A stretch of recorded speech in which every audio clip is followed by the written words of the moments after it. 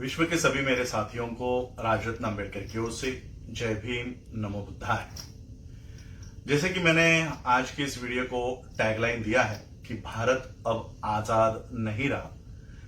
ये खबर, ये रिपोर्ट मेरी नहीं है या भारत के किसी एजेंसी की नहीं है। ये रिपोर्ट वर्ल्ड के सबसे महत्वपूर्ण फ्रीडम हाउस जो वॉशिंगटन में स्थित है, ये उस संस्था की रिपोर्ट है और ये हर 10 साल में डेमोक्रेटिक कंडीशंस के ऊपर मुआयना करती है, जांच करती है कि पूरे विश्व में जो डेमोक्रेसी है, जो लोकतंत्र है, उसकी हालात क्या है। 2009 के बाद 2019 तक, यानी 2009 से 2019 तक के पीरियड का यह आकलन किया गया है और 2020 की ये रिपोर्ट अब पब्लिश हुई है। फ्रीडम हाउस जो वॉशिंगटन डीसी में स्थित है, उस एजेंसी ने, उस संस्था ने यह रिपोर्ट दिया है कि भारत अब आजाद देश के सूची में नहीं रहा। भारत जो कंप्लीटली फ्री और इंडिपेंडेंट कंट्री है, इसे अब पार्टली फ्री यानी आंशिक आजाद, आधा आजाद देश की सूची में डाला है। जिस देश के प्रधानमंत्री 18 घंटे तक काम कर रहे थे, जिस देश का प्रधानमंत्री 56 इंच का सीना होने का दावा कर रहे थे और जो काम पाकिस्तान नहीं कर पा रहा था, जो काम चाइना नहीं कर पा रहा था, वो काम इस देश के प्रधानमंत्री ने किया है। और जो आजादी जिसके लिए भगत सिंह शहीद हो गए, उन्होंने अपनी जान दे दी। कितने सारे फ्रीडम फाइटर्स हैं जिन्होंने इस देश को, इस मुल्क को आजाद करने के लिए अपनी जान दे दी है, अपना लहू बहाया है। ऐसे देश की आजादी हम 72 साल के बाद खो रहे हैं और ये वर्ल्ड की एजेंसी की रिपोर्ट है। कोई गोदी मीडिया, जी न्यूज, एबीपी, आज तक, मुझे नहीं लगता इस रिपोर्ट के बारे में ये लोग कोई बात करेंगे। सोशल मीडिया पे जो लोग न्यूज चला रहे हैं, केवल वही लोग ये न्यूज आप लोगों तक पहुंचा रहे हैं। और इस रिपोर्ट में यहां तक कहा गया है कि किस तरह से ये, हालांकि ये रिपोर्ट 2020 तक की ही है, इसमें 2020 का जो आखिरी मंथ है वो इसमें इंक्लूड नहीं है।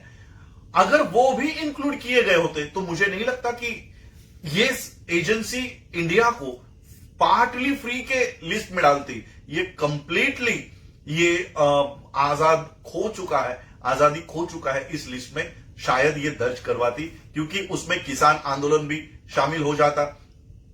अब इस रिपोर्ट में केवल सीए का आंदोलन शामिल है, एनपीआर का आंदोलन शामिल है, कश्मीर का मुद्दा शामिल है। सिर्फ इन 3 मुद्दों के ऊपर भारत की आजादी की स्टेटस जो है, जो स्थिति है, इसको पार्टली फ्री के रूप में इसको डाल दिया गया है। इस रिपोर्ट को आप लोग पढ़ सकते हैं, गूगल पे ये अवेलेबल है। फ्रीडम हाउस की रिपोर्ट आप लोग पढ़ सकते हैं। कुछ मोटे मोटे पॉइंट्स मैं आप लोगों को बताना चाहता हूं।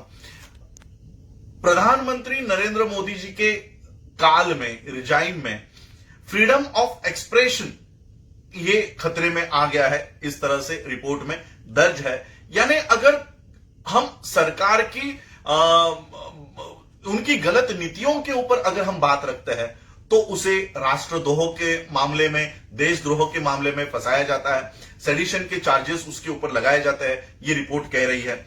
यहां पर बताया गया है कि बेसिक फ्रीडम जो है, मूल आजादी जो है, उसको तबाह किया जा रहा है।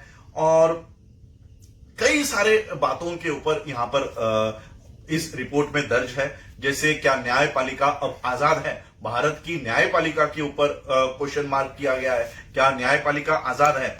और भारत जो है, इंडिया जो है, ये हिंदू नेशनलिज्म की ओर, यानी हिंदू राष्ट्रवाद की ओर अग्रसर है, बढ़ते हुए जा रहा है, इस तरह से ये रिपोर्ट कह रही है। तो आज यही मैं आप लोगों को बताने के लिए लाइव आया हूं कि जिस आजादी को हमारे पूर्वजों ने बड़ी मेहनत से कमाया है, इसे प्राप्त किया है, उस आजादी को 18 घंटे काम कर करके मोदी जी ने इसको तबाह करने का काम शुरू कर दिया है। जिस डेमोक्रेसी के लिए डॉक्टर बाबा साहब अंबेडकर जी और जितने भी हमारे उस समय के डेमोक्रेसी के लिए लड़ने वाले लोग थे, आज वो डेमोक्रेसी खतरे में है। खतरे में है कहने के बजाय वो डेमोक्रेसी खत्म हो चुकी है। ये रिपोर्ट उसका सबूत है। और इस रिपोर्ट में रिकमेंडेशंस भी दिए हुए हैं। आप जो इंटेलेक्चुअल्स है वो इस रिपोर्ट को पढ़े और जो रिकमेंडेशंस की बात जो आखिरी पॉइंट में लिखी हुई है वो उसके ऊपर हमको काम करने की जरूरत है। हम लोगों को, हम हिंदू है, हम बुद्धिस्ट है, हम क्रिश्चियन है, हम मुस्लिम है, इसमें से हमको बाहर आना होगा। ये आजादी सिर्फ हिंदुओं के लिए है और मुसलमानों के लिए नहीं है, ऐसी बात नहीं है। हम सभी लोगों को अब एक वक्त आ गया है कि भारतीय होने के नाते हम लोगों को आगे आना होगा। आसाम के एनपीआर की बात इसमें लिखी हुई है और उसमें स्पेसिफिकली लिखा हुआ है कि यह सबसे ज्यादा हिंदुओं को बाधित करने वाला कानून यहां पर बना है। इसमें किसी मुस्लिम, सबसे ज्यादा जो परसेंटेज है जो अपना सिटीजनशिप गंवा चुके हैं वो हिंदू है। तो ये केवल मुसलमानों के लिए किया जा रहा है या मुसलमानों का अधिकार खत्म किया जा रहा है या मुसलमानों के फंडामेंटल राइट्स खत्म हो रहे हैं, ऐसी बात नहीं है। ये सारे भारतीयों के अधिकार। क्या किसान से मुसलमान वहां पर बैठा हुआ है, वो किसान क्या सिर्फ मुस्लिम है? वो हिंदू है, अपने आप को हिंदू आइडेंटिफाई कर रहा है। किसानों के अधिकार जा रहे हैं, नौकरदार वर्ग के यानी जो एम्प्लॉयज हैं उनके अधिकार जा रहे हैं। आप सभी लोग जो देश में रहते हैं, विद्यार्थी जो आज नीट के एग्जाम्स के लिए वो लोग इसको रद्द करना चाहिए, इसके लिए मांग कर रहे थे, कितने बच्चों ने आत्महत्या कर ली।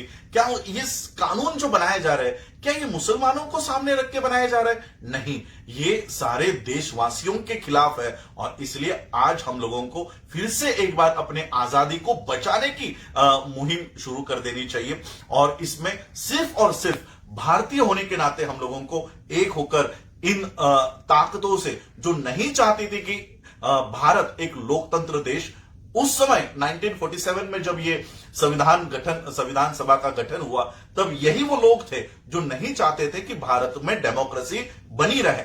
और आज उन्हीं के हाथों में ये देश चला गया है और वो अपने 1947 के पहले के एजेंडा के ऊपर काम कर रहे हैं। इस देश का डेमोक्रेसी, इस देश का लोकतंत्र को खत्म करने का काम कर रहे हैं। जो रिकमेंडेशंस इस रिपोर्ट में दी है, हमको उसके ऊपर काम करने की जरूरत है।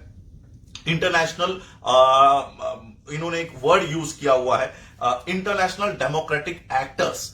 जो लोग इंटरनेशनल प्लेटफॉर्म पे डेमोक्रेसी के फेवर में है, जो लोकतंत्र के फेवर में है, ऐसे सभी लोगों को एक होकर भारत के आजादी की लड़ाई हम लोगों को फिर से एक बार लड़नी होगी। भारत का जो पायदान है, ये हम बहुत नीचे डेमोक्रेसी में आ गए हैं। तो ये सारा रिपोर्ट भारत के लिए और भारत में रहने वालों के लिए बहुत मुश्किल पैदा करने वाला है। और ये इंडिकेटर्स है कि आज भी अगर हम नहीं जागे, अगर आज भी हम लोग भारतीय होने के नाते एक दूसरे के साथ खड़े नहीं हुए, तो जो आजादी भगत सिंह से लेकर हमारे जितने भी फ्रीडम फाइटर्स रहे हैं, उन्होंने जो हम लोगों को ये आजादी दिलाई थी, ये फिर से हम गवा चुके हैं। इसको हमको बचाना है और यही उम्मीद और यही आशा हम कर रहे हैं कि भारत के आजादी को बचाने के लिए और भारत के लोकतंत्र को मजबूत करने की लड़ाई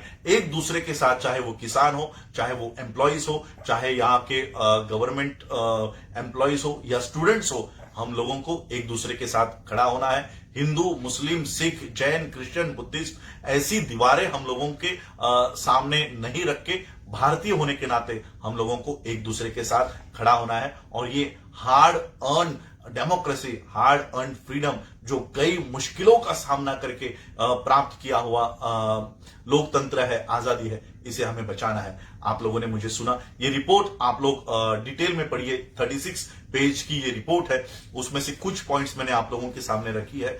पूरी रिपोर्ट, अगर ये रिपोर्ट कोई पब्लिश भी करता है तो मुझे डर है कि कहीं उसे भी राष्ट्रद्रोही, देशद्रोही ना बताया जाए, क्योंकि ये मोदी के कार्यकाल की सबसे भयानक तस्वीर वर्ल्ड ने हमारे मुंह पर फेंक कर मारी है कि भारत अब आजाद नहीं है। भारत को आजाद यानी फ्रीडम कंट्री मानने को अब वॉशिंगटन या यूनाइटेड नेशंस हो, या फ्रीडम जो हाउस है वो मानने को तैयार नहीं है। तो ये कहीं ना कहीं भारत के लिए, भारतवासियों के लिए और हमारे पूर्वजों ने जो त्याग करके हमको ये आजाद देश दिलाया, ये उसके लिए बहुत बुरी खबर हमारे लिए है। और इस देश के आजादी को बचाने के लिए और लोकतंत्र को बचाने के लिए जो हम लोग संविधान सुरक्षा आंदोलन के माध्यम से, ये आंदोलन, आज मैं दिल्ली में हूं, कल हमारी यही मीटिंग संविधान सुरक्षा आंदोलन के बारे में हुई और आज सुबह मेरे हाथ में ये रिपोर्ट आया है। तो पूरे देश भर में हम देश के आजादी को और लोकतंत्र को बचाने की मुहिम लॉकडाउन के बाद फिर से शुरू कर रहे हैं और पूरे देश भर में, देश में ही नहीं, देश के बाहर भी जो भारत के लोकतंत्र के फेवर में है, ऐसे सभी देशों से भी हम ये गुजारिश करेंगे कि आप अपने स्तर से भी भारत की आजादी और लोकतंत्र को बचाने की इस मुहिम में हमारा साथ सहयोग दे। यही कहता हूं और रुकता हूं। जय भीम, जय भारत, जय बुद्ध।